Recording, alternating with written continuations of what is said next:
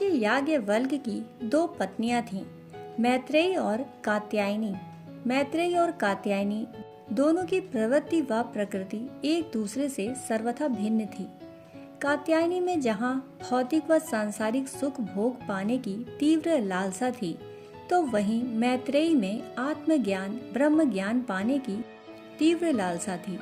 सांसारिक धन दौलत को पाने या उसे संग्रह करने के बजाय मैत्रेयी में आत्मा की अमरता को पाने की बड़ी तीव्र लालसा थी। जब महर्षि याज्ञवल्क्य तपस्या करने जाने लगे तो उन्होंने अपनी दोनों पत्नियों को बुलाकर कहा, जीवन का चरम लक्ष्य पाने के लिए अब मैं घर बार छोड़कर जा रहा हूँ, पर इससे पहले मैं चाहता हूँ कि समस्त घरेलू संपदा व धन संपदा का बंटवारा तुम दोनों के बीच कर दूं। मैं तुम दोनों के लिए ही जीवन निर्वाह की उचित व्यवस्था करके घर से तपस्या को जाना चाहता हूँ। यह सुनकर धन संपदा की अभिलाषी कात्यायनी बहुत प्रसन्न हुई, परंतु मैत्रेयी ने याज्ञवल्क्य से कहा, हे नाथ, यदि सारे संसार की धन संपदा भी मुझे मिल जाए तो क्या मुझे उससे आत्मज्ञान की ब्रह्म ज्ञान की उपलब्धि हो जाएगी? क्या उस धन संपदा को पाकर मुझे आत्मा की अमरता का ज्ञान हो सकेगा? क्या धन संपदा को पाकर मैं अमर हो सकूंगी? यदि नहीं तो फिर वैसी धन संपदा लेकर मैं करूंगी क्या? इसलिए हे नाथ, मुझे ऐसी किसी भी धन संपदा की लालसा नहीं है। इतना कहकर मैत्रेयी ने अपने हिस्से की धन संपदा भी कात्यायनी को सौंप दी। तब महर्षि याज्ञवल्क्य ने मैत्रेयी से कहा, हे मैत्रेयी, मैं जिस ब्रह्म ज्ञान को पाने की लालसा से तप करने को जाना चाहता हूँ, भगवत कृपा से तुम्हारी लालसा भी उसी ब्रह्म ज्ञान को पाने की है। जिस वस्तु से मुझे प्रेम है वही वस्तु तुम्हें भी प्रिय है। इसलिए घर से जाने से पूर्व मैं तुम्हें कुछ अमृत उपदेश देना चाहता हूँ, जिस पर चिंतन मनन व आचरण करते रहने से एक दिन तुम्हें ब्रह्म ज्ञान की उपलब्धि अवश्य हो जाएगी। तब महर्षि याज्ञवल्क्य ने उपदेश देते हुए कहा, हे मैत्रेयी, इस संसार में पति पत्नी, माता पुत्र, भाई भाई, भाई बहन, संतान तथा कुटुंबी जन सभी एक दूसरे से सुख पाने की कामना से ही परस्पर प्रेम करते हैं। उसमें दूसरे को सुख देने की भावना मुख्य नहीं होती। सुख की कामना का केंद्र होने के कारण ही प्रत्येक पदार्थ या प्राणी एक दूसरे को प्रिय लगता है। ऋषिवर फिर बोले, हे मैत्रेयी, अपनी जिस आत्मा को सुख पहुंचाने में हम सारा जीवन पूरी शक्ति से लगे रहते हैं, उस आत्मा के स्वरूप को पहचानना ही हमारे जीवन का लक्ष्य होना चाहिए। इसको जान लेने पर मन के सारे तर्क वितर्क, द्वंद्व, दुख दूर हो जाते हैं। अस्तु तुम इसी तत्व ज्ञान को ग्रहण करो। इसी में तुम्हारे जीवन की सफलता है और इसी में मानव जीवन की गरिमा है। अपनी बात को स्पष्ट करते हुए ऋषिवर ने मैत्रेयी से कहा, देखो, इस शरीर या संसार में आत्मा ही सत्य है और समग्र ज्ञान और पदार्थ उसी आत्मा की अमरता को जानने के लिए साधन मात्र हैं। इसलिए आत्मा को ही जानो, मानो व पहचानो। यही शाश्वत सत्य है, यही रहस्य है।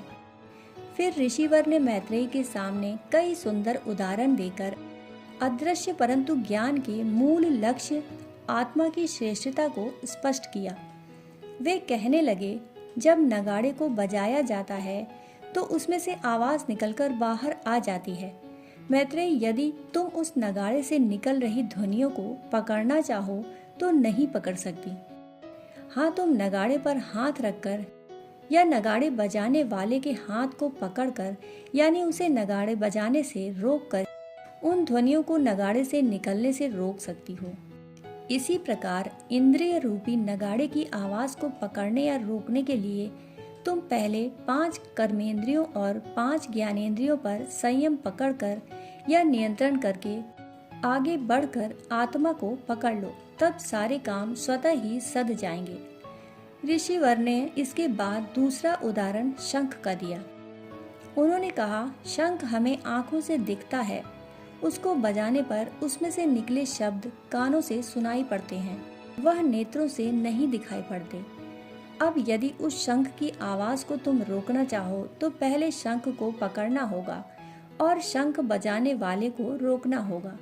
वे आगे बोले, अस्तु यदि शंख से निकलने वाली ध्वनि को रोकना है तो उसे फूंकने या बजाने पर ही रोक लगानी होगी।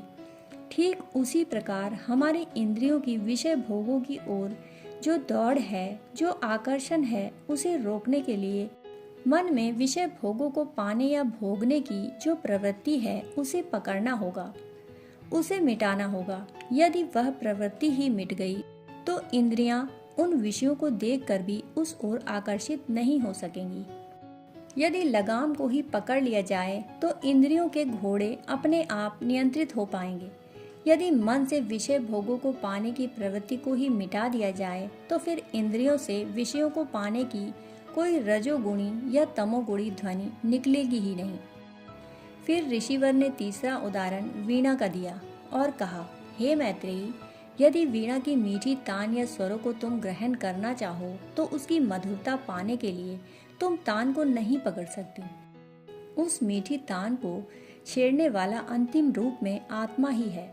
चूंकि आत्मा स्वयं वीणा वादक है, इसलिए वीणा से झर रहे स्वर में, तान में जो मधुरता है वह वस्तुतः आत्मा की ही मधुरता है और आत्मा की मधुरता ही वीणा की तान में मुखरित हो रही है। इसलिए हे मैत्रेयी, तुम उस आत्मा को ही जानो, पहचानो जो मधुरता, अमरता और आनंद का वास्तविक स्रोत है। इसके बाद ऋषिवर ने कहा, हे मैत्रेयी, मैं तुम्हें एक और उदाहरण देता हूँ।